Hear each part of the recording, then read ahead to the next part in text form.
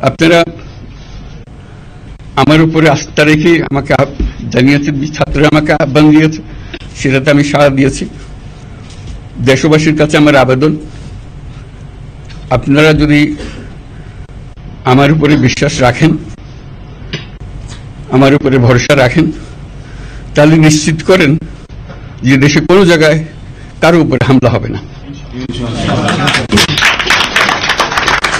এটা আমাদের প্রথম দায়িত্ব।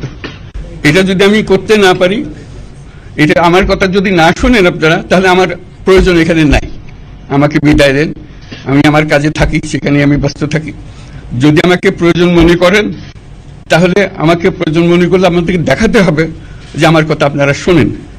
আমার কথা না শুনলে আমার কোনো প্রয়োজন নাই। আমার প্রথম কথা হলো, আপনারা বিশৃঙ্খলা থেকে দেশকে রক্ষা করেন, আপনারা সহিংসতা থেকে দেশকে রক্ষা করেন, যাতে আমরা যা যা আমাদের ছাত্ররা আমাদেরকে পথ দেখায় সেই পথে আমরা এগিয়ে যাই।